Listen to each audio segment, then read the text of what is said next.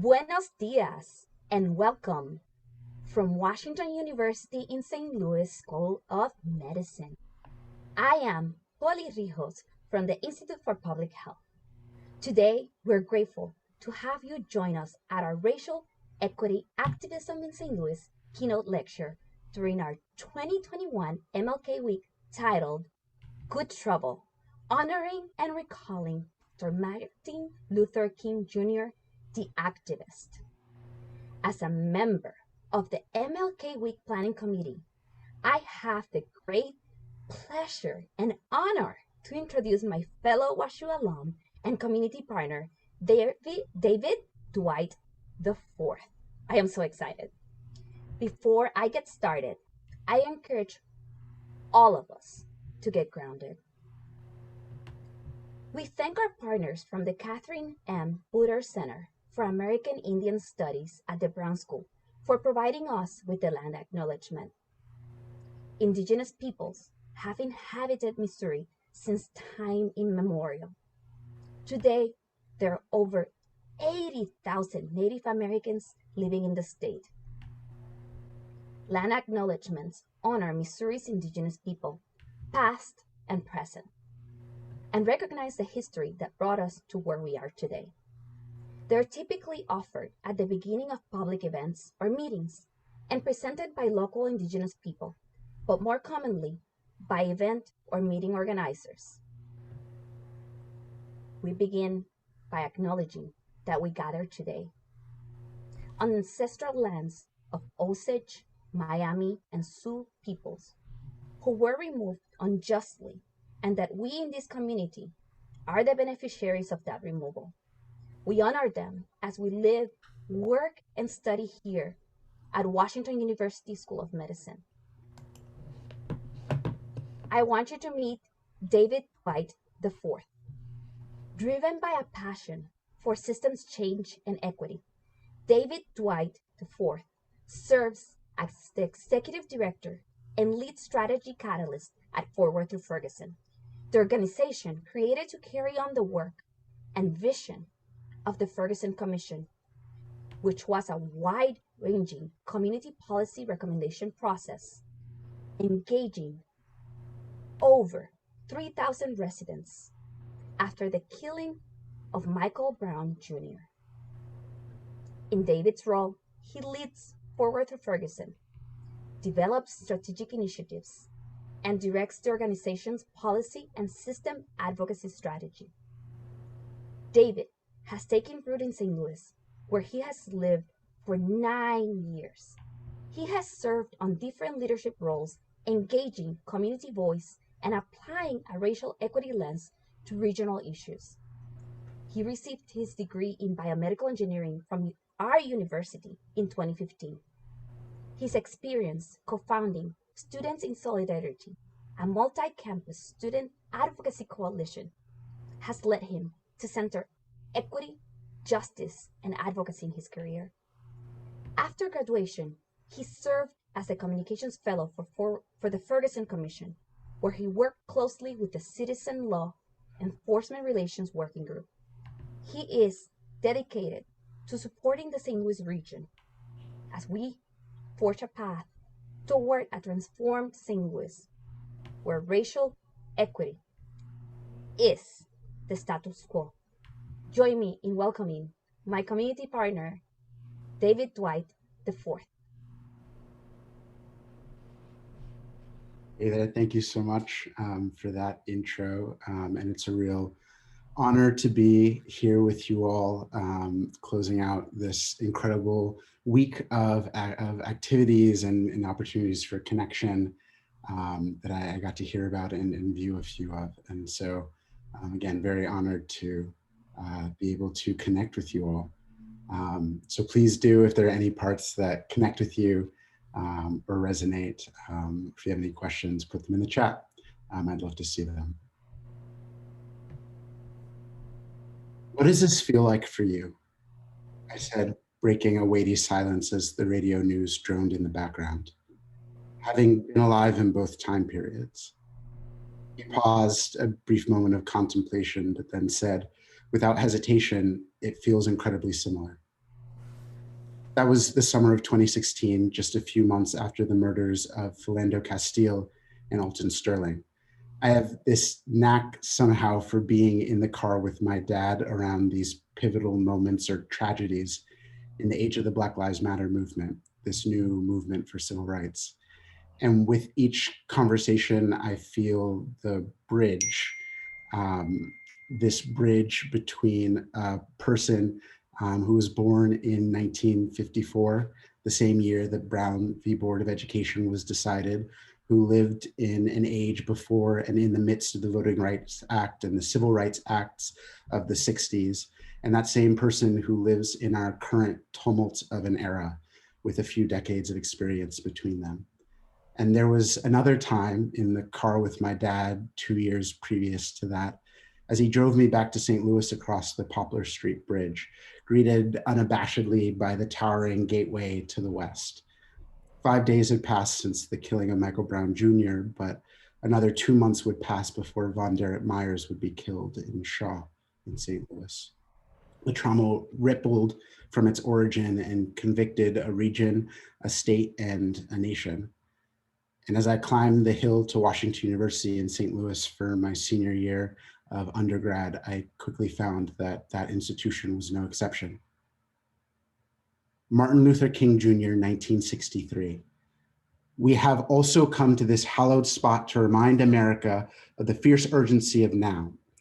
This is no time to engage in the luxury of cooling off or to take the tranquilizing drug of gradualism. Now is the time to make real the promises of democracy. Now is the time to rise from the dark and desolate valley of segregation to the sunlit path of racial justice.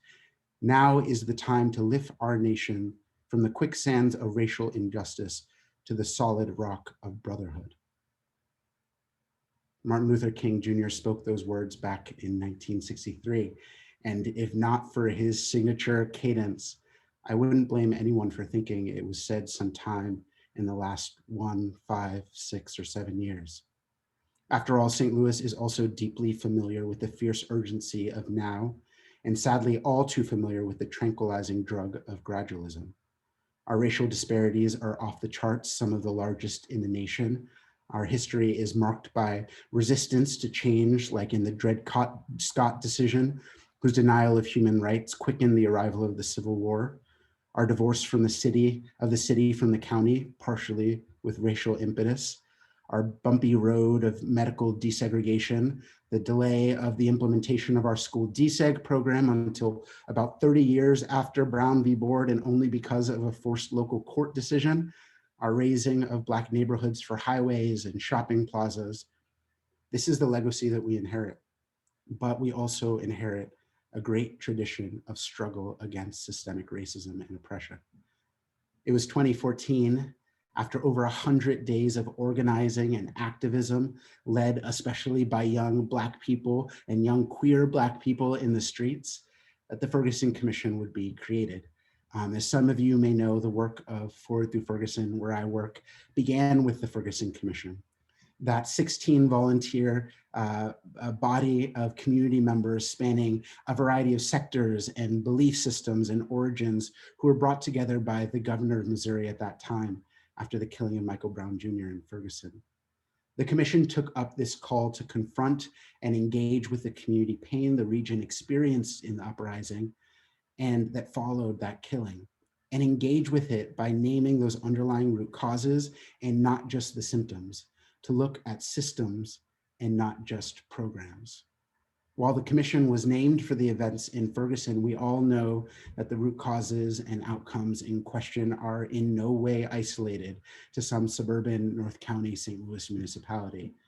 The commission had 5 work groups and held over 70 public meetings, crossing the entirety of our region, north, south, east, and west, engaging and incorporating the insights of over 3,000 community members who put in over 30,000 volunteer hours to the creation of the Ferguson Commission report, something that Starsky Wilson, one of the co-chairs of the Ferguson Commission, affectionately calls the People's Report. because those 30,000 community members brought their fears, their joy, their pain, their wisdom, and their disbelief, yearning for a reason and opportunity to transform it into hope.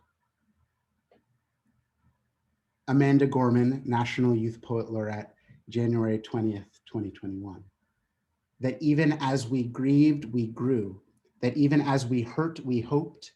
That even as we tired, we tried. That we'll forever be tied together victorious, not because we will never again know defeat, but because we will never again sow division. We talk a lot of Forward Through Ferguson about the vital importance of a culture of trying. If we're ever going to get to those equitable outcomes that we seek, and damned if people tried.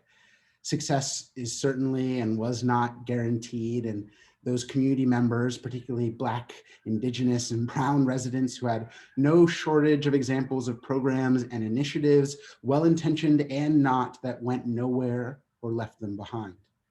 But the leaders of the commission were adamant that this be different and set out to put a radically collaborative and community-centered approach to moving beyond the surface and getting to the root cause.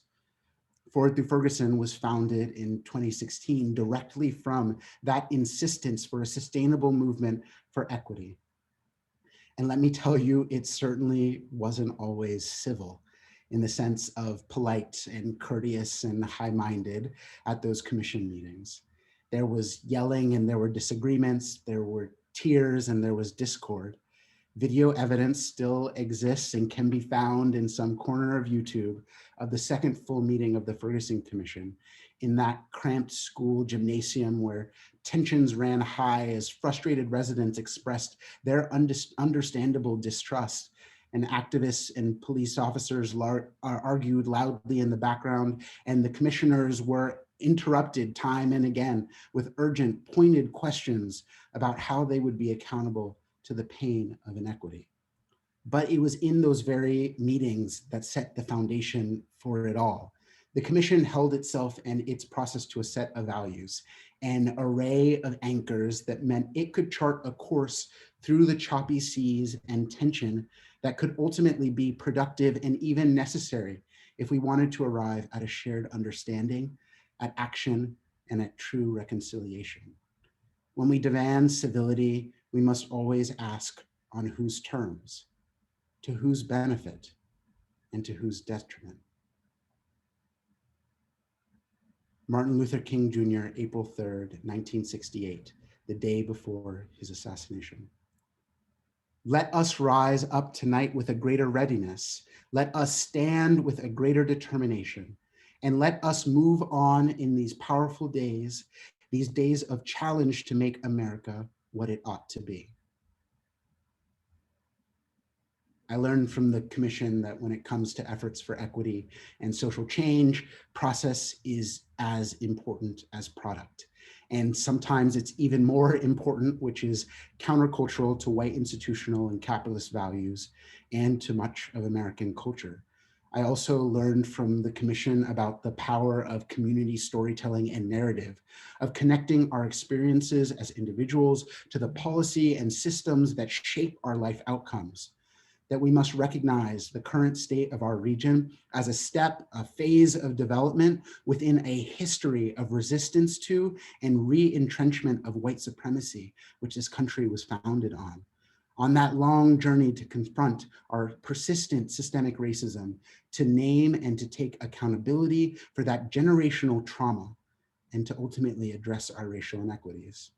It demands an understanding that today's point of reflection is no more an end than yesterday's was, no more of an end than last year's or 40 years ago. What commitment are you ready to make today? What foundation will you lay today to build on tomorrow? When the ask comes of you, will you be ready? When the opportunity arises, will you take it? Bethany Johnson-Javois, co-founder and co-managing director of the Ferguson Commission and CEO of the Integrated Health Network, 2016. What we really need is for people to be unflinching with us and to stand in this space in this moment and call out what you know is not right. It's time to go public. It's time to say what we all know and feel. You've got to admit there's a problem before you can get to healing. That's the other thing. People are so focused on healing, healing, healing, but you cannot get to healing without acknowledging that there is a problem and taking responsibility to address it. As both cause and effect of our role as the spark for the Black Lives Matter movement, St. Louis has an incredible and growing set of passionate advocates, activists, and catalysts for racial equity and justice at all levels across this region. In my work at Forward Through Ferguson, I and our ragtag small but mighty team have had the privilege of meeting, connecting, and working in partnership with hundreds of organizations, dozens of coalitions, and thousands of community members seeking to live into and implement that path to racial equity called for by the Ferguson Commission. We aim at Forward Through Ferguson to act as stewards of that commission's legacy and the voice and fierce vision of all those community members, and to serve as an accountability partner for the St. Louis region to achieve a future where we all have the opportunity to thrive. That looks like convening stakeholders that might not usually get along, to advocating in policy change campaigns aligned to those calls to action of the Ferguson Commission report, to supporting leaders to confront institutionalized racism and to transform their organizations to be more equitable. This movement must be leaderful for it to survive and be successful. It's no one organization or singular staff person, no patriarchal, charismatic hero. It's from those relationships, what we learn from our successes and failures and in our iterations together in a coordinated field that we start to trace patterns and more deeply understand what those essential components are for us to advance racial equity. And from some of our learnings in partnership and community, emerged some core principles for racial equity work. We will apply and model a racial equity lens. So to achieve racial equity, we must also practice racial equity. This means applying a racial equity lens to our processes, our discussions, our work. It means considering race and racial power dynamics in the examination of every program, policy, decision, and issue. Because systemic racism is in the air we breathe, the water we drink, and the land we live on, literally and figuratively. Second, we're committed to radical collaboration. If we are to tackle this issue that has held our region back for generations since our founding, we must let go of the old ways of working together and find new ways to collaborate. This means bringing together at the same table parties who may never have spoken before or who had even been rivals. This means sharing resources and ideas and credit in a way that might feel uncomfortable, putting egos second and outcomes first. This means staying at the table, even when and especially when the conversation gets hard, which it will. Third, we are committed to radical listening. We must be willing to listen and center people's stories, especially affected community stories, without getting defensive or explaining, and to hear the truth, even when and especially when it is uncomfortable. We must be willing to seek out experts and listen to their expertise, because people most close and proximal to the issue are experts in it, and listening is the foundation for our work. Open, curious, non-judgmental listening is key to continuous learning, which is also essential for this work. 4, we are committed to policy and systems change. The 189 calls to action in the Ferguson Commission report were focused on policy change. And while we may recommend some specific programs in the short term, these programs must fit into the larger context of policy and systems change, because it is those policies and those systems that address the root causes and not just the symptoms, and that create the kind of upstream, sustainable change that is required to achieve true racial equity. St. Louis is known for and is often celebrated nationally for being one of the most philanthropic regions in the nation. And yet we also carry with us some of the deepest racial disparities in the nation. And so we have to be able to move beyond just programs and invest in policies and systems change. Fifth, we are committed to a culture of trying. In trying, new coalitions will be built and a new sense of community can be developed. As the region tries together, as we try together, we'll learn new things from each other and generate new ideas that we never would have come up with if we'd said, that's too risky to try, or better leave well enough alone, or worst of all, that'll never work here.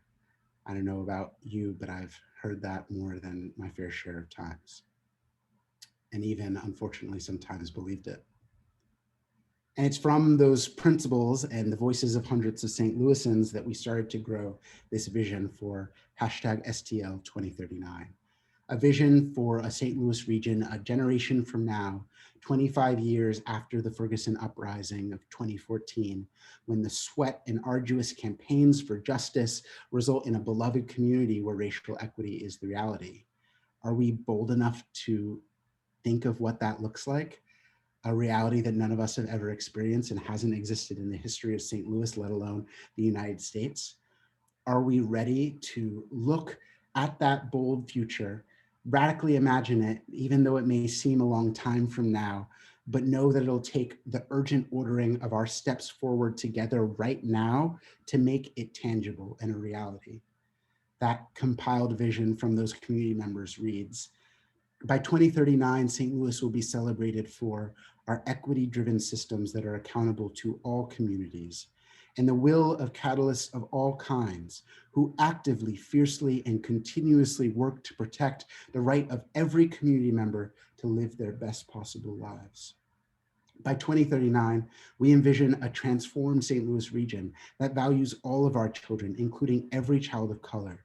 In 2039, every child born across every zip code will live in a region full of opportunities that equip them to thrive, where our systems are rooted in justice for all, and where they are at the center of our hearts, minds, and actions. When we have seen organizations and institutions and individuals apply this bold vision to themselves, to what it means for their particular institution, and say, what would it look like for us to not just reduce, not do that gradualism that Dr. King warned us about, but to boldly set a vision for eliminating racial disparities, it drastically changes the way that they order their steps, the way they structure themselves, the ways that they operate in community, from community, and under the leadership of community, and opens up a whole new set of possibilities for what's possible. And from this vision, we've also seen flow patterns of success. So how do we achieve a racially equitable St. Louis? At Forward Through Ferguson, from what we've seen and learned in community and in partnership and in failure and in success, is that we believe that it requires 4 key components: policy and systems advocacy, racial equity capacity and skill building, the resources to sustain this generational effort, and key tools for the work. Each of these elements will yield a key outcome that ultimately contributes to our model and framework that we've created, which we call the equation for equity. First, we will advocate for policy and systems change, because while programs are well suited to address immediate needs, and we know there are a ton of immediate needs in St. Louis, they are not positioned to enact the generational positive change that we need to achieve racial equity in the St. Louis region. If 20 years from now, we don't want to find ourselves in another eruption because of what has simmered and will continue to simmer below the surface and often in our faces in ways that are unavoidable for people of color every day in this region, we have to commit to that generational systems change. Second, in the equation, we will build racial equity capacity, because institutions, which we term as any organization or structure by which financial, social, or cultural resources are distributed, those institutions are created, supported, carried out by people. And the majority of institutions in the St. Louis region currently contribute to, or are, in some ways, it's even worse, neutral in impact towards our racial inequities. and they must be actively anti-racist. Third, we will sustain the work because there is urgent work to be done that can make immediate impacts to reduce inequity. However, the true test of St. Louis's efforts will be measured by our ability to sustain for the long term. Local history demonstrates several examples of ambitious initiatives that ran out of steam before ever reaching their goals, that just existed as a buzzword and fad that we organized around haphazardly for a few years and then left behind us in a long pattern and littered history of failed attempts. Achieving racial equity is generational work, and it's imperative that we lay the foundation for that now. And fourth, we will invest in our heart set for the work because the story that we like to tell is a team of hikers scaling one of the most difficult mountains can purchase the most high quality gear and collect the most comprehensive guides, and still their success will be far from guaranteed. We know that fancy gadgets and accessories don't ensure the outcome. Racial equity work is really no different. The greatest tools for success lie in our shared principles and values, our healthy relationships with other equity advocates and communities of color, and our mutual accountability. Achieving equity and disrupting the cycles of systemic racism requires that we are in right relationship with ourselves, with others, and with the work. To be successful, St. Louis must believe in a future where racial equity is the reality and develop the right heart set for the work.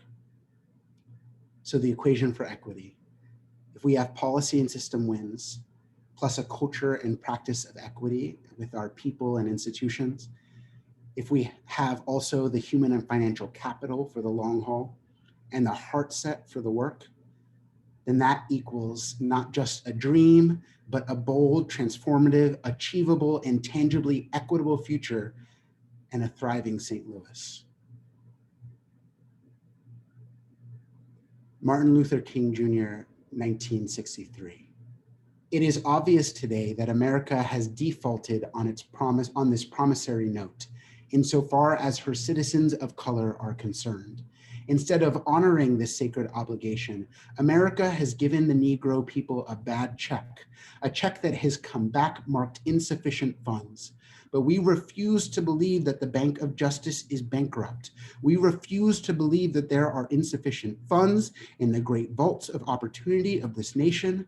And so we have come to cash this check, a check that will give us, upon demand, the riches of freedom and the security of justice. In March of 1820, the Missouri Compromise was signed and the state of Missouri was born.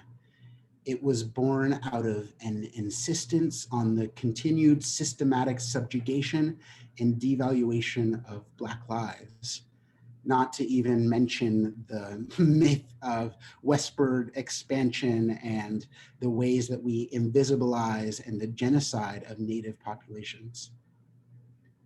In March and April of 2020, 200 years later and continuing on now into 2021, COVID-19 is again revealing that we are still very much grappling with that original sin in Missouri.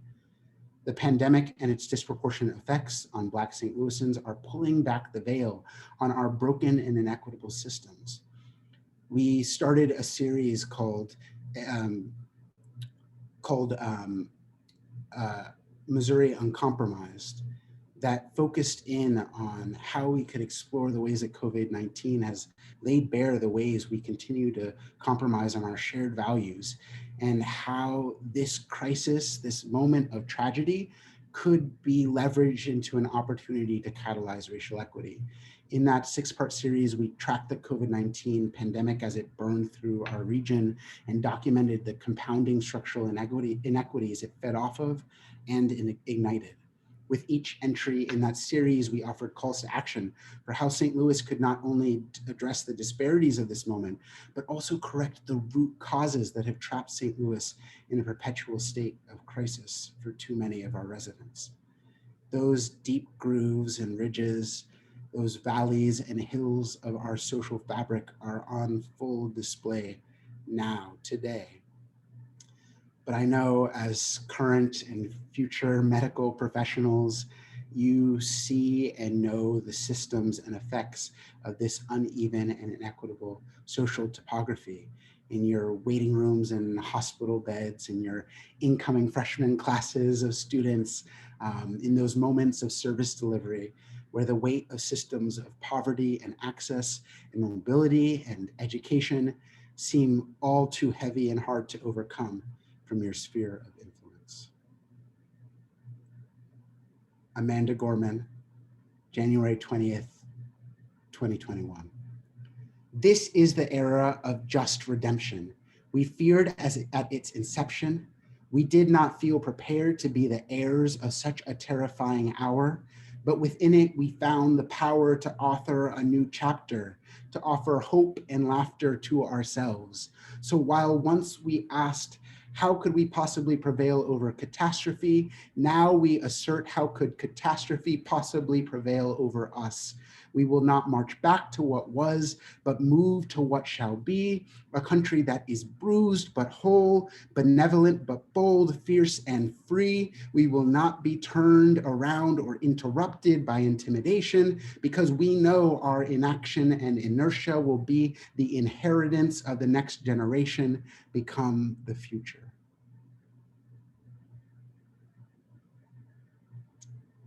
And it's tough, and it's hard, and it's nonlinear. It sometimes feels like building a spaceship while flying it between hope and anger and despair to some hazy and distant planet. But I know that we're building towards a destination that's worth fighting for every day.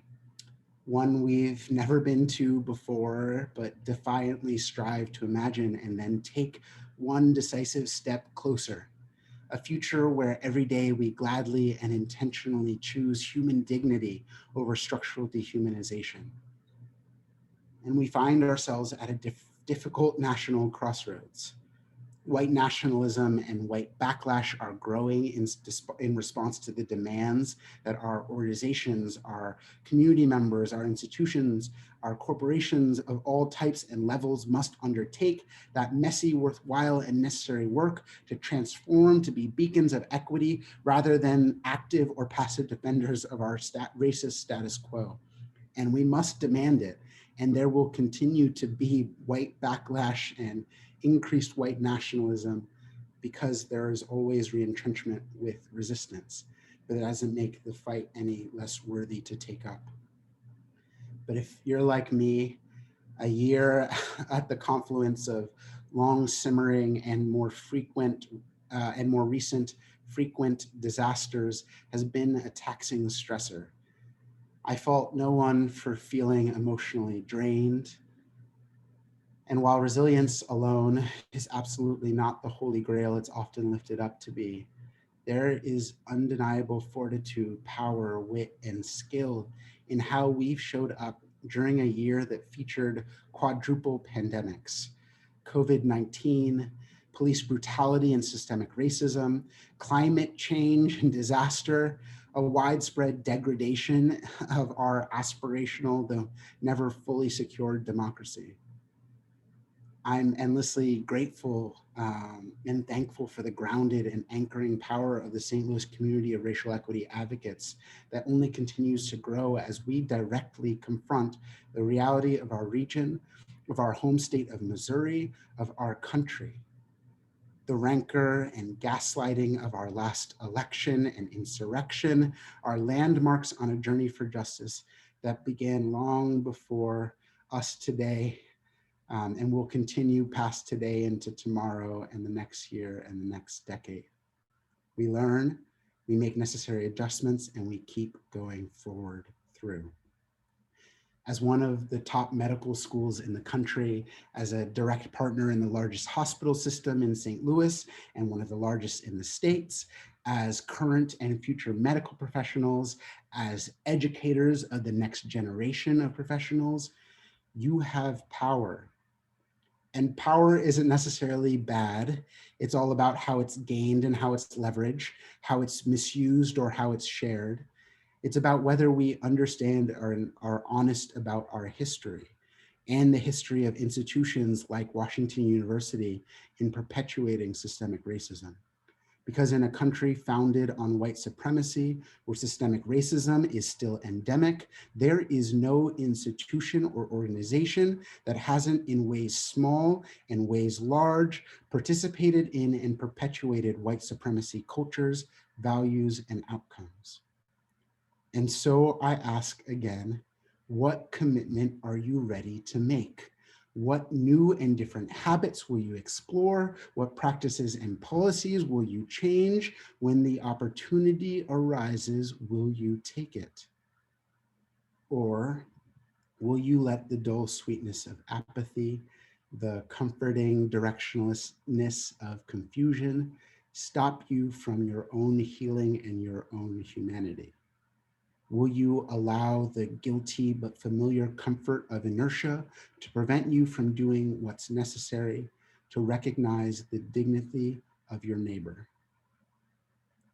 I invite you to lay a solid foundation, to listen to directly affected community members and follow their lead, to research the root causes, to tell the story of inequity and of our histories within inequity, to disaggregate and examine the data, and to grow broad awareness and understanding.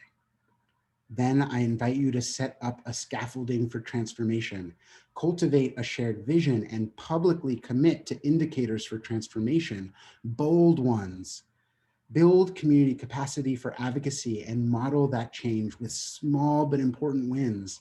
Strengthen your relationships and partnerships in places where there were ego or turf wars. Set those policy and systems change targets. And then I invite you to build and advocate for change. Activate your community of advocates, launch campaigns, and advocate for those specific policy and systems changes. Implement equitable policy and systems change. And then get back in and repeat that cycle again. Don't be afraid of seeking small wins and growing from there. As the wise movement builder, Adrienne Marie Brown counsels us, what we practice at the small scale sets the pattern for the whole system. What we practice at the small scale can reverberate to the largest scale. Especially for students who are often young, we've gotta trust the truth of our lived experience and of our perspectives and of our right to speak on them. I know that the long march for progress would have been unending had it not been for the brave voices of young people who believed, however naively, that the world could be different than it has always been. Use the change-sparking power of youth. I don't believe that the arc of the moral universe bends towards justice by fate or inertia or some natural tendency.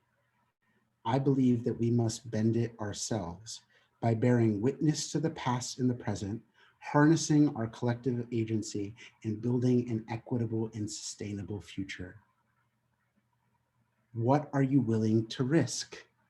Bethany Johnson-Javois asked that question of the crowd at 2019 St. Louis Racial Equity Summit, which we were honored to help put on. And there will be another one this upcoming August.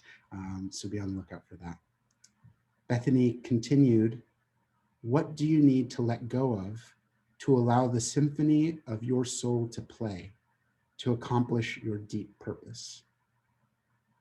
So it's time in St. Louis to join the movement for equity, to get in where you fit in.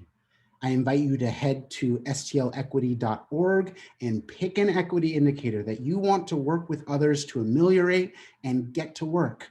Read the Ferguson Commission report and the deep community wisdom that is captured within it, and find a call to action that touches your sphere of influence, that touches your deep purpose, the symphony in your soul, and get connected to the ongoing work in this community on that. While we might not have had as much progress as we wanted 7 years after the killing of Michael Brown and 5 years after the release of the Ferguson Commission report, In almost every area of that report, there is some community coalition, some neighborhood meeting, some meeting of the minds that is trying to attack our region's oldest and most important issues. Or I invite you to do the internal work to transform yourself and make Washington University and yourself more equitable. After all, as activist Grace Lee Boggs said, transform yourself to transform the world. For both people and institutions, do not neglect or practice avoidance on that internal work and the external impact that will flow from that. If we're going to do the work, we're going to have to learn to appreciate discomfort. If we're going to do the work, we're going to have to learn to embrace disruption with a purpose. If we're going to do the work, we're going to have to be unflinching in our pursuit of equity and justice. And being unflinching is not just about a strong and loud critique.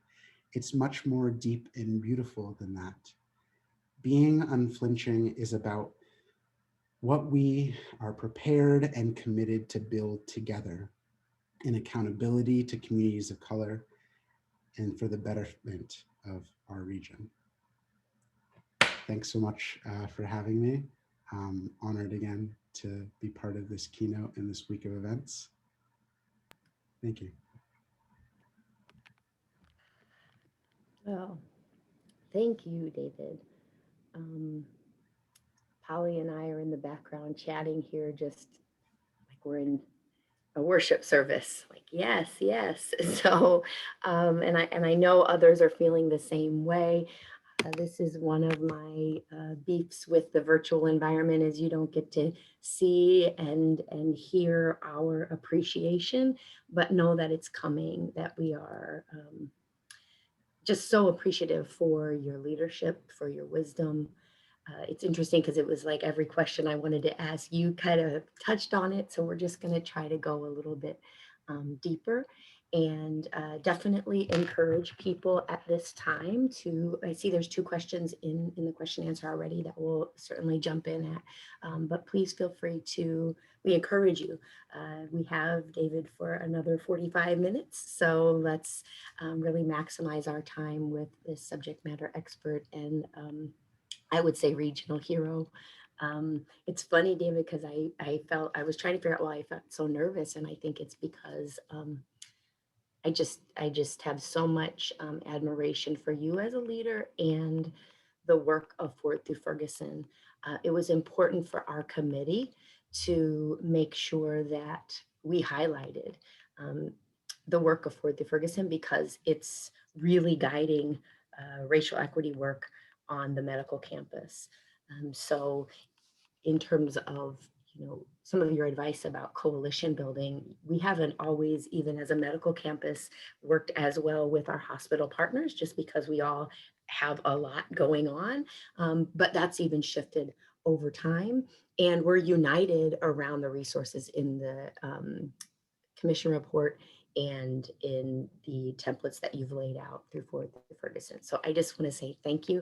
And I wanted to let folks know why we thought it was so important to hear from you and to let people on here know that we can be a part of regional work, right? And that's, so thank you for letting us know kind of the background and about the work that's happening in such an eloquent way.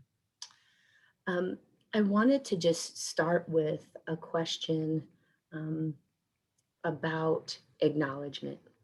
When we are doing our Understanding Systemic Racism curriculum rollout, for example, right this summer after the murder of George Floyd, everyone, there was this huge push again for understanding and what can we do.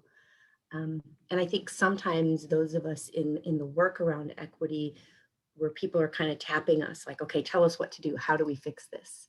And what we often have to say is, if we joke and say, we don't have the fairy dust. If we had the fairy dust and could spread it, we would have done that a long time ago, right?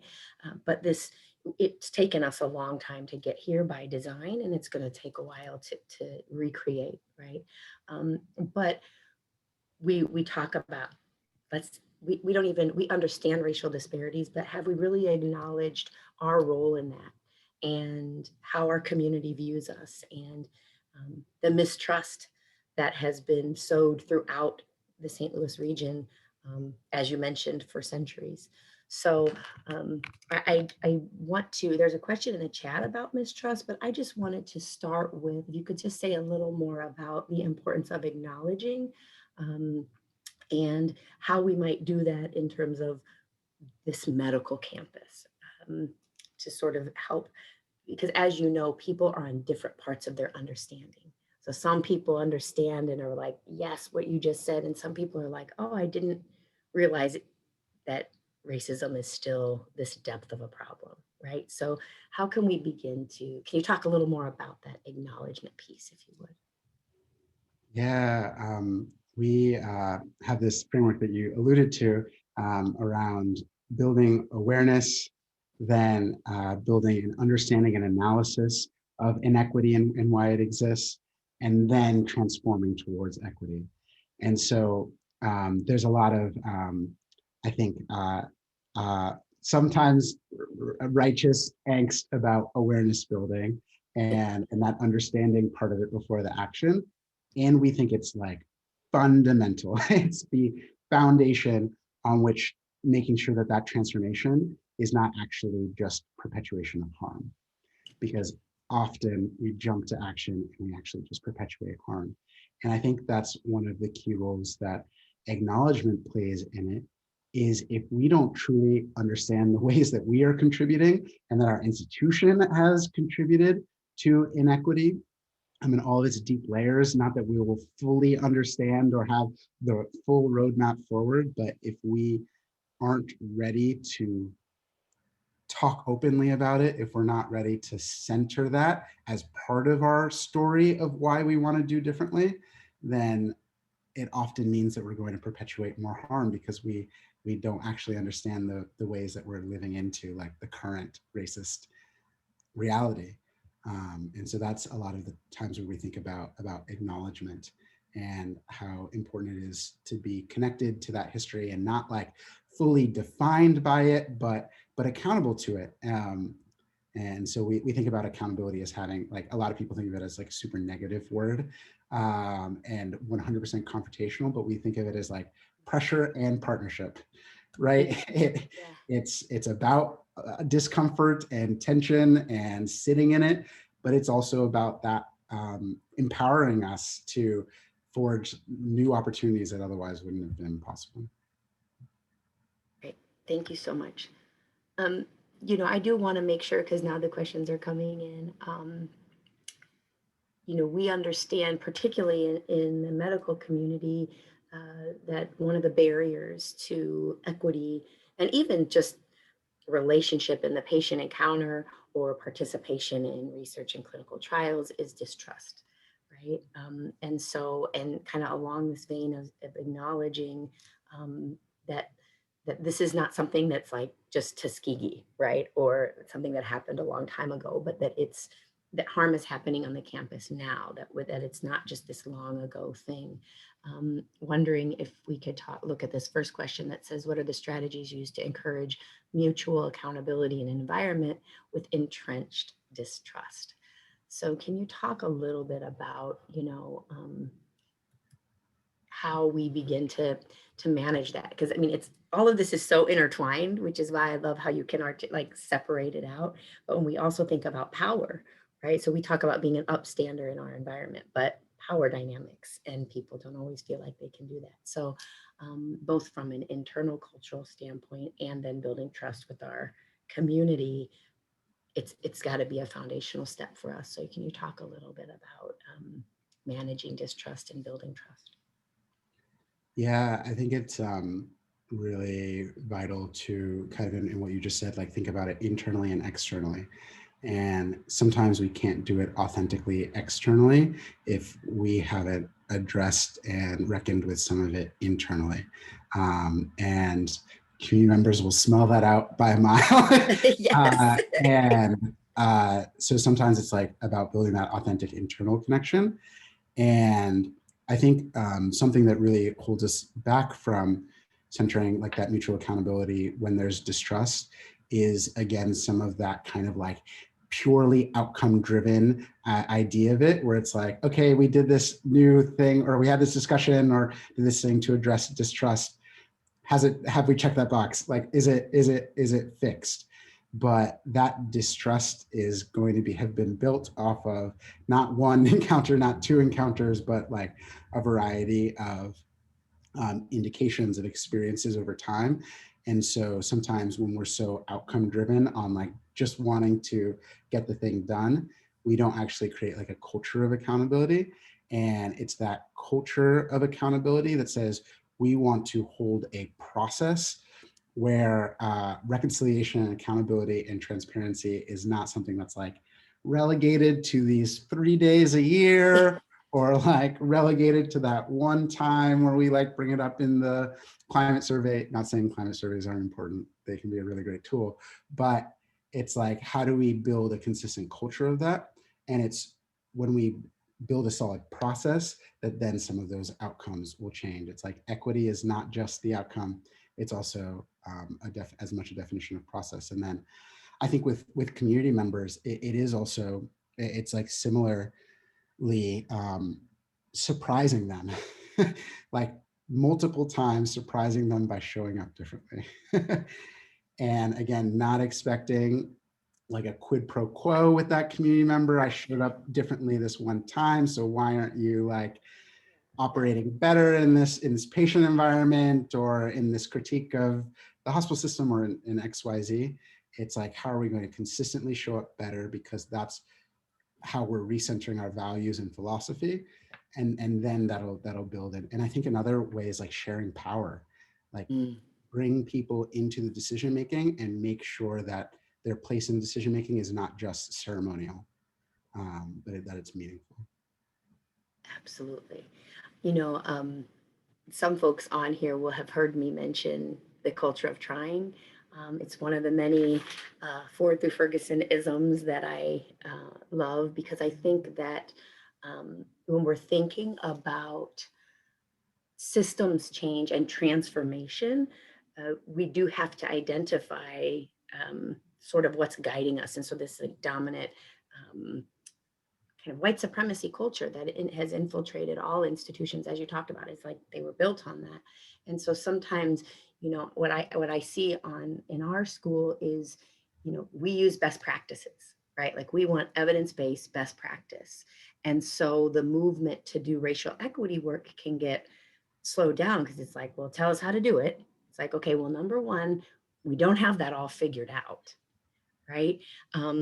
And our keynote on Monday night, Dorothy Roberts did a wonderful job of sort of, I mean, she's been studying these things for 30 years. And when people are asking her like, okay, how do we do it? She's like, well, that's really something we need to sit down and talk about, right? So this idea of the grappling being the work, I think is something that culturally as a science-based institution, we struggle with. We want to have the 1, 2, 3, tell us the person who did it the best and we'll do it like they did. And then we can move on to the next thing. Right. And so I just can't, I really, you know, these are, our office is kind of, we're trying to lead that self-reflection of the institution, right? Like we do a lot of wonderful things, obviously, and we have a lot of work to do in this area, and we have to grapple with that. We have to acknowledge the harm that we continue to commit in our communities, but then also thinking about trying one thing and it not working and being like, well, we tried. Right. You know, so I just feel like I just want to amplify this idea of the culture of trying and how helpful that has been to us as practitioners to say, we don't have all of the answers yet. We have to build the relationships. We have to do the acknowledging, pull the right partners together and figure it out together. And that's not always kind of how medicine works. So I wonder if you could, I guess I want you to talk just a little bit more about why equity. right? Because I think that, again, just based on where we're at, you know, this work is often, it started with equality, right? We're just trying to get the same rights for people. But now we understand, we think about health equity, that we really, it can't be that everybody just gets the same thing, right? And I want to tie that to a comment that was asked here. It seems across St. Louis County that communities and schools in historically black areas do not have the same resources for schools and public service because of lack of investment in property values. Is there some platform or initiative to give communities more equitable resources that you could share? So just kind of thought that might be a good way to talk a little bit about why do we need to focus on equity? And then we can go smaller into what that might look like around health. Yeah, absolutely. And I think I was laughing and resonating with the best practice scientific rigor of proven interventions that yield a defined and predictable result.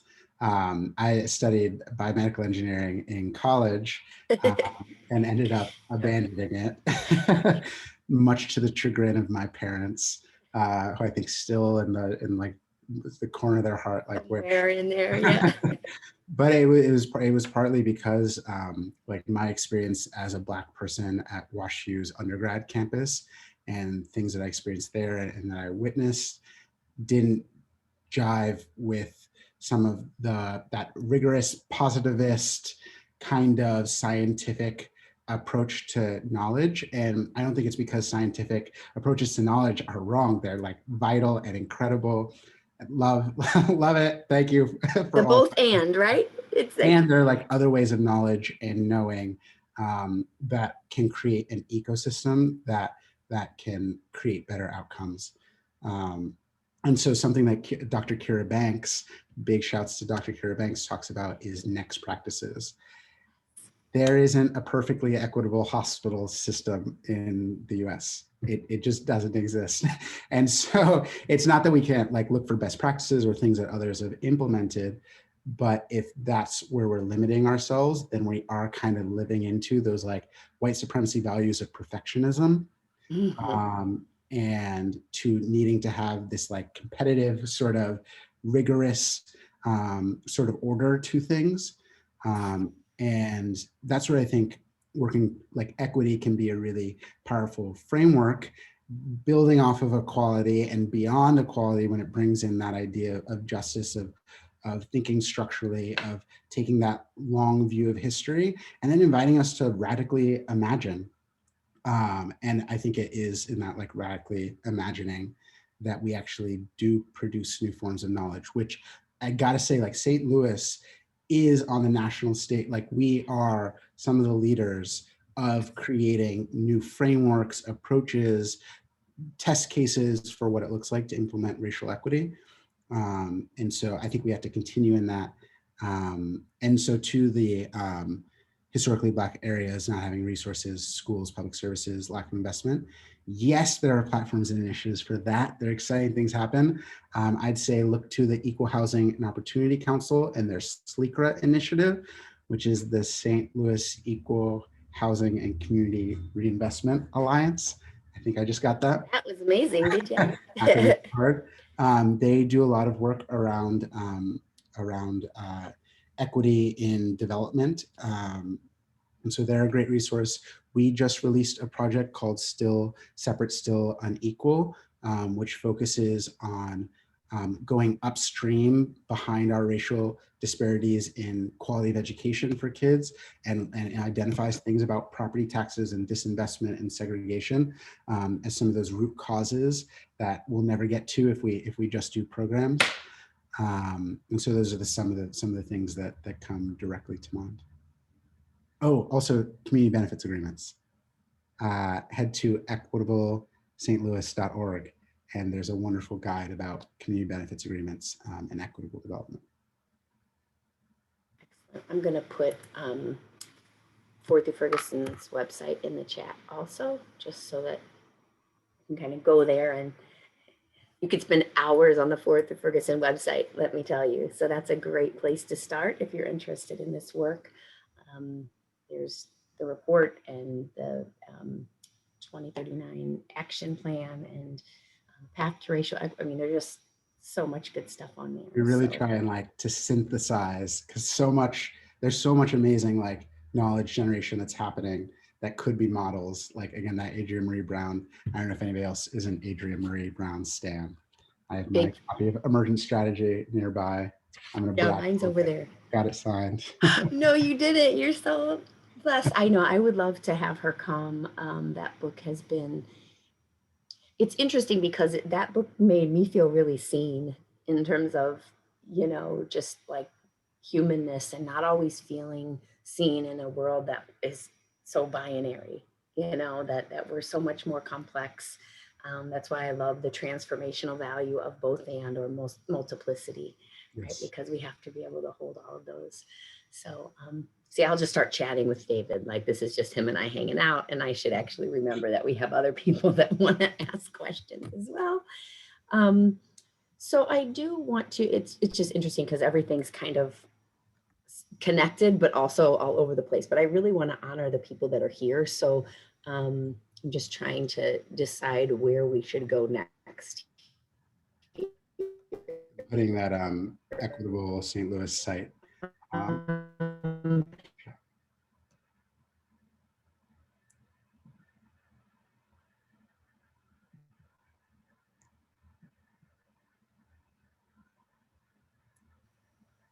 Uh-oh, is he frozen? Okay, there we go. Okay. Was it me frozen or I don't know? I think so. Was I frozen? I don't know. I have no idea. We just, I thought I was good, but okay. Probably came on and I think we're all set again. They'll let us know if we're, did you hear my question? The question that's in there? I missed it, sorry. Okay, sorry. Have you seen good examples of coalition building between communities that allow for connection and strength in community while also allowing individual tradition needs and actions?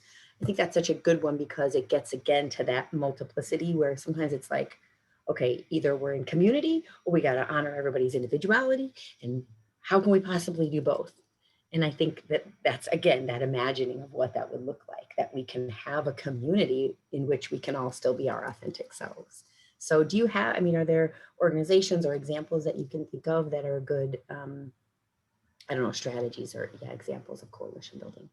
Yeah, definitely. There's some really great examples in St. Louis. And I think I'd like begin before naming some of them with a framework that we're really starting to think about a lot is Leslie Crutchfield's How Change Happens, where she names these like 6 essential elements that characterize really successful and strong movements.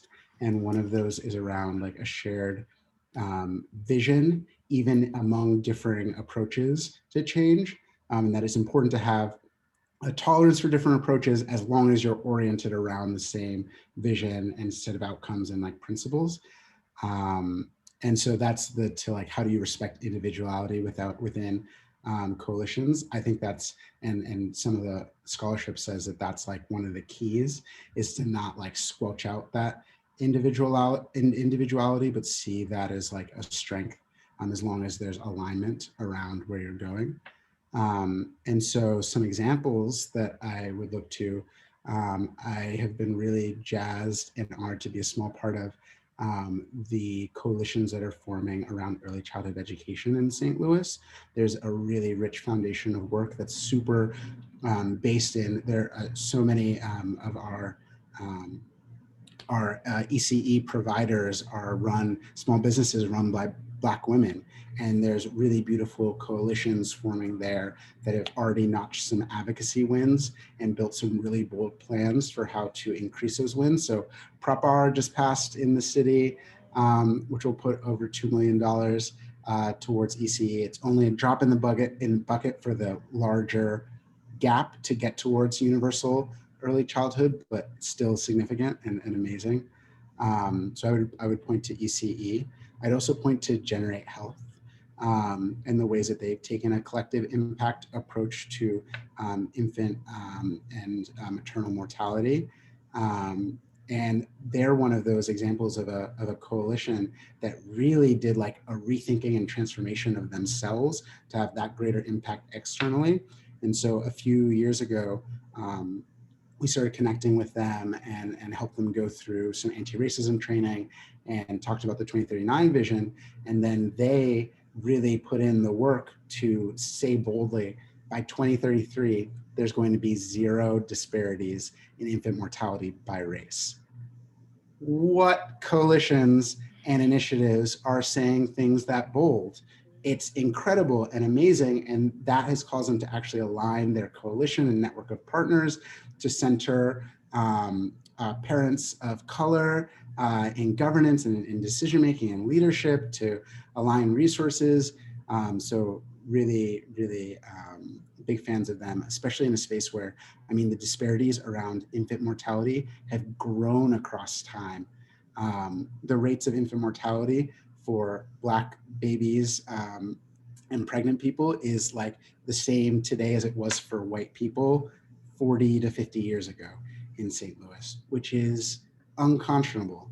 And the gap has increased from like 2 to 3 to 3 to 4 times.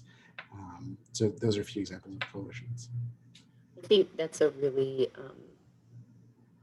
startlingly sad example of when you try to address symptoms of a problem and not the systemic nature of how that happens. You can exacerbate it, make it worse, and certainly not address it. And I really appreciate that question and your answer, because that resonates a lot in terms of the medical campus, that we have a mission statement. Our goal is to advance human health, right? But we have all these different environments, which I think can sometimes be one of our challenges, because we have, departments, we have specialties, subspecialties, we have labs, we have, obviously education happening. And so it can be, I think, sometimes overwhelming to think about how do we move the institution, right? But I think that's such a helpful frame to say, let's have some goals. Let's have a couple of overall goals, and then work within these areas to say, like, what would that look like for you, and what are your strategies to get us there? So I think that's super helpful to us. I want to say this one's, I was voicing my affirmations, clapping yes throughout. Who's going to take out a full page ad to print these remarks? Thank you. Yes, indeed. No one has to ask why we asked you to be here. So I think you've talked a little bit about the best way to align across the region, but I do think it's an important question. So I want to give you an opportunity to just maybe address that one. It says, what's the best way to align with others across the region if we were to select something specific to take on from the report? Yeah, definitely. And I think, unfortunately, but also excitingly, that's like part of the racial equity infrastructure that still needs to be built in St. Louis, is for us to get more comprehensive about tracking who's working on what, who's committing to what, and in what spaces across the region. So I'd say, and we're working on it. We want to get some of those things started built. But in the meantime, I'd suggest looking to the equity indicators report, particularly the St. Louis City version of it, because it does list out some existing initiatives that are aligned to some of those equity indicators.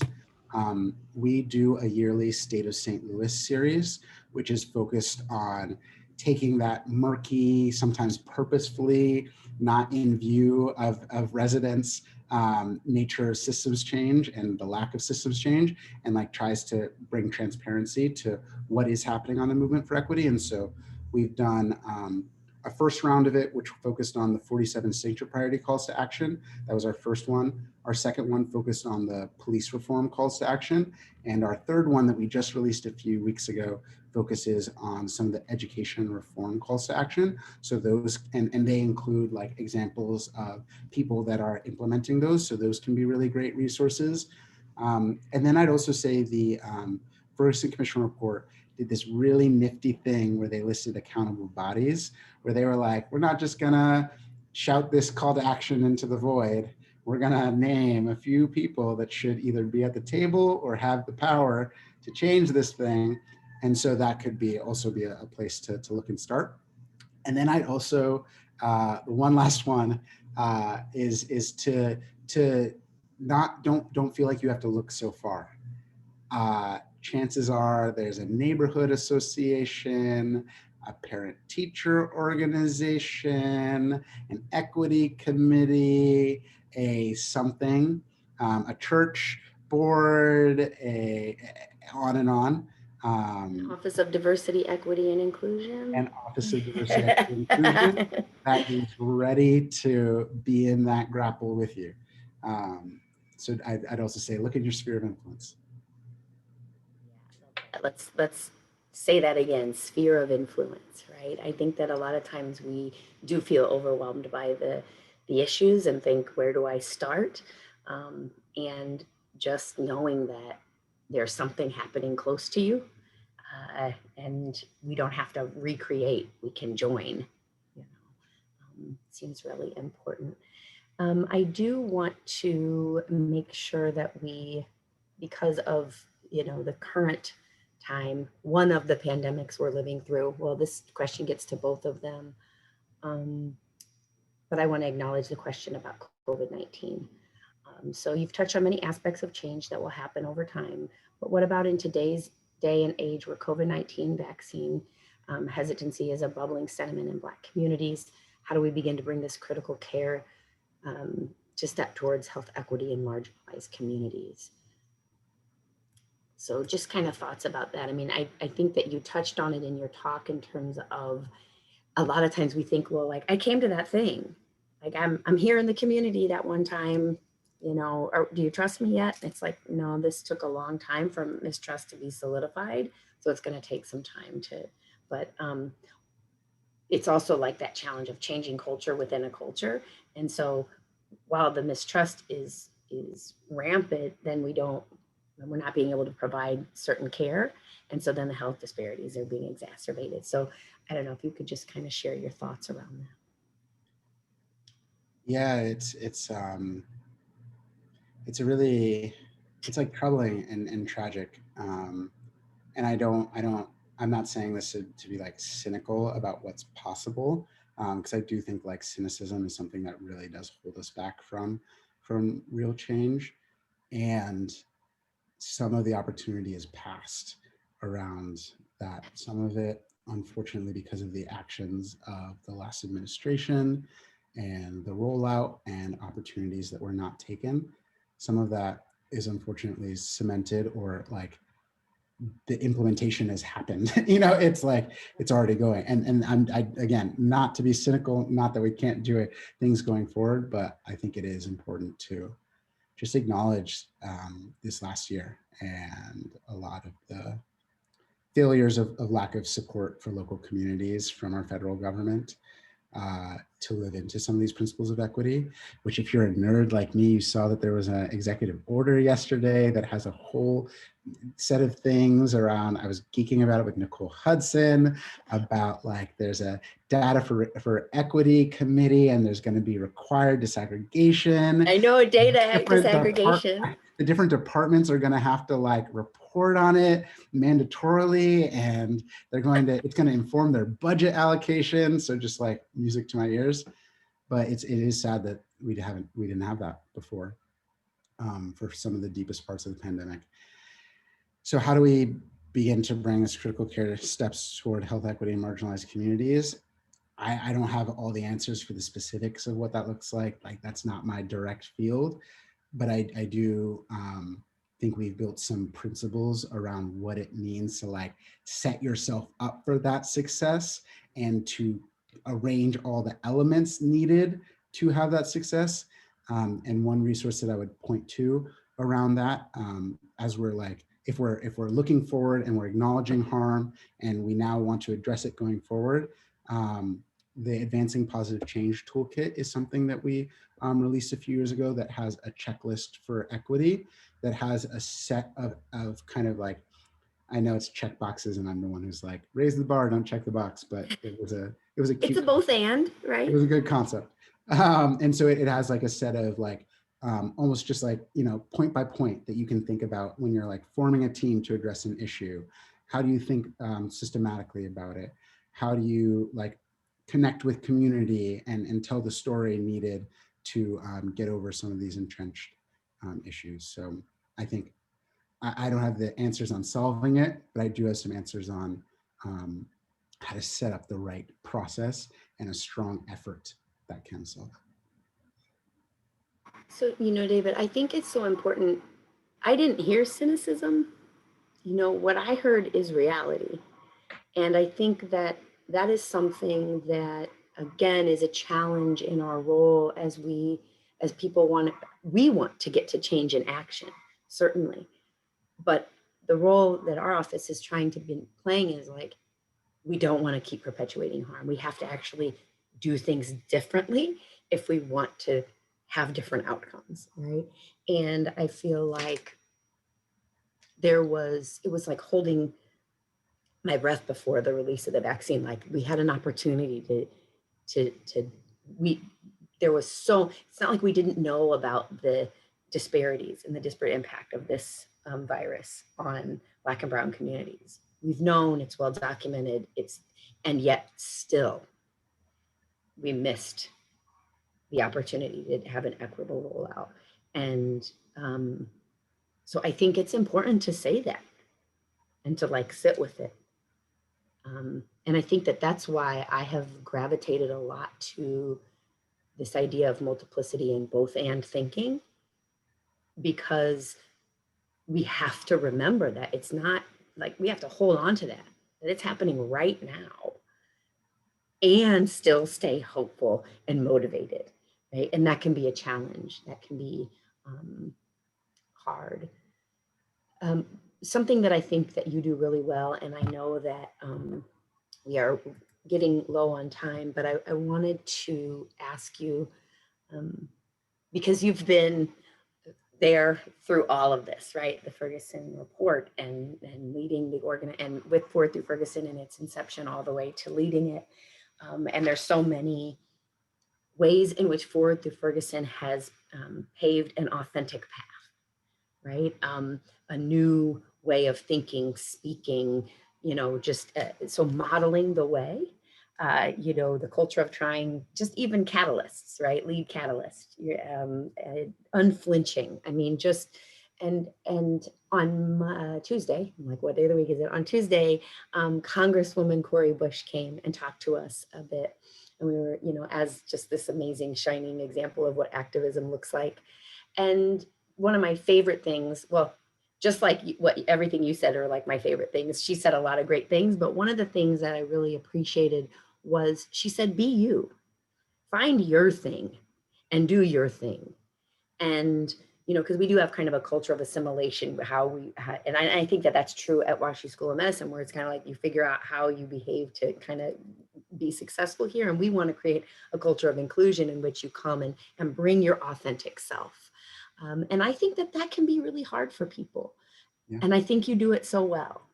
I think that you and the organization do it well. Like we are committed to our purpose and we are committed to doing things differently, and we're going to be unflinching in doing that. And so I wonder if you could talk to us a little bit about, the importance of that, like being authentic and, showing up as an individual for change in an institution that in some places really values authenticity, but maybe not in all the places. Yeah, I don't know. I just feel like authenticity is one of our keys here. And I would love to hear you respond to that a little bit. Yeah, I think this definitely falls in for us to that like heart set of the work. Yes, yes. Equity. And it's something that like gets left off a lot. Oh, that's why I wanted to start there. I meant to actually say heart set for the work because that's one of my favorites. And it like absolutely, and I like so many kudos and shout outs to the team at Forward Through Ferguson. We've been able to grow, so we're 5 full-time people right now and another 7 part-time people, which sadly and amazingly is what the Ferguson Commission wanted us to be 5 years ago. But the regional alignment, investment readiness was not there to invest in Forward Through Ferguson. So really want to give a shout to the team that tries to live into that heart set and model it, and all the people that have led FTF before and in the commission. And so I really look up to and have modeled in like Bethany Johnson-Gervois' footsteps and Nicole Hudson, two brilliant, incredible, wonderful people, Black women who've just been instrumental in the work, and the way that they really model vulnerability. And I think vulnerability in a lot of like traditional white dominant spaces is like not celebrated. It's like not something that we think is like going to be beneficial to the like getting the outcomes, checking the box, like getting that thing done in that like capitalist society way. And so we a lot of times devalue that. And so I think a lot of the like authenticity and intentionality comes in just like practicing vulnerability and like not being afraid to mess up and to know. And that's like where some of the internal work and the internal like racial identity development and like purpose work comes in. Another thing I get from Bethany, purpose work is like one of the things she loves, is definitely about being centered and knowledgeable about yourself and your power to then be able to like live that authentically in the world. But it also does take a space that's ready to hold that. And I think that can be a struggle like for a lot of institutions in St. Louis. Yeah. People of color-led, white-led, because people of color-led institutions exist within this like white supremacy system as well and culture as well. So I think vulnerability is like where I really bring it back to. Absolutely. Folks that work with me regularly know that I like to encourage vulnerability and model it often in my mistakes. It's interesting too, because that concept is so important, because it leads to what you talked about also is this idea of like stories. So really this kind of combination of the individual and the system and the institution and how we're all connected, but that we have different levels of change that has to happen, I think is so important. And as we're kind of wrapping up here, I really want to encourage people to think about, you know, both this idea of individual level work that you talked about, you know, what gets you, where is your area of growth? That racial identity development is really important. You know, what do you need to do to be transformed, to be able to do the work of transformation? And so that's kind of why, you know, before we roll out an equity tool, we want to provide education, right? So that you can have a context for why you need the tool and how to apply it. And so just want to, you know, I know folks are always like, so what next? What next? So I just want to name that for people that really want you to be thinking on a couple of levels, individual and institutionally. I guess before we close, I would just like to ask you, I mean, you did an amazing job giving us a call to action, but is there any last words you want to say to the School of Medicine in St. Louis about our partnership for getting to a racially equitable region by 2039? Any last words, David? Dwight the fourth. I think I just some of the similar things that I said before, like getting where you fit in and commit to it and be public about that commitment and be public also that it's going to involve mistakes and learning. Be ready to do it in partnership and think intentionally about what that means to be doing it in accountability to communities of color and affected communities of color. And then don't shy away from the internal work. And committing to that wholeheartedly. That's so vital, and I think causes a lot of heartache later for ourselves and for people that we might, if we haven't done the internal work, are trying to save or like, etc. Exactly. If we haven't done that internal work, we're not going to interact well externally. Well, I could hang out with you all day, but I know that you have things to do. And so you know, I know that I'm getting messages from people on my phone and in the private chat about how amazing you are and how great of a, you know, presentation this is. And just thank you, a sincere thank you to you and the team at Forward Through Ferguson for your brilliance and your leadership and your vulnerability and your authenticity. And you know, we're using your models, and so I look forward to being in partnership with you. And just thank you so very much. Thank you so much for the invitation. I really appreciate it. Yeah, appreciate you. So everybody, just before we wrap up, I am going to put a link in the chat. We are very excited that this is our second annual MLK week, and we look to make this an annual event. And so your feedback is really important to us. That evaluation I just put in the chat is short. It won't take but just a few moments. So please do fill that out. I also wanted to make a plug for our final event, which is tomorrow, and our very own wonderful leader, Cherie Wilson, the Associate Vice Chancellor and Associate Dean of Diversity, Equity, and Inclusion, will be providing an update on diversity, equity, and inclusion here at Washington University School of Medicine.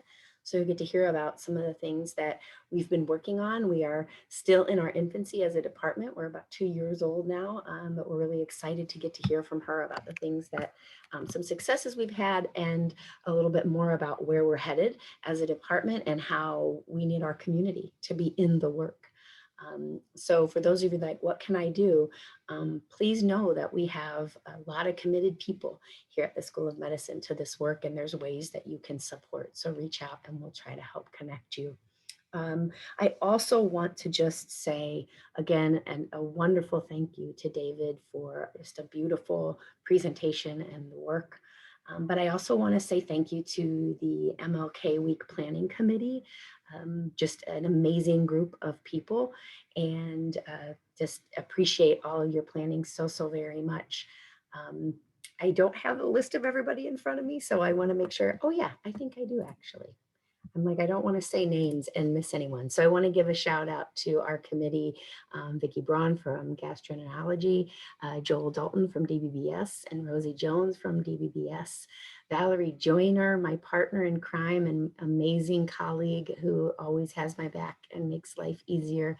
Thank you for being instrumental in getting this all together. Dorian Pierce from Otolaryngology, Liz Riggs from our office also, and Office of Diversity Programs, Polly Rojos, who did our wonderful welcome, and my dear friend, and Jane Zirkle, who is also a dear friend, and just can't say enough how much I appreciate the committee and your work and your partnership. So thanks to everyone.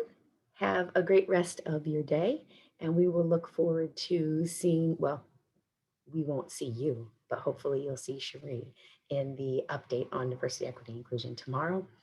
And then we also have events planned for Black History Month coming up. And next week we'll be hosting a discussion to talk more about how do we find common ground after the attack on the Capitol and the inauguration. So providing spaces for us to get together and talk and challenge one another and grapple together. So thank you so much. Have a great rest of your day.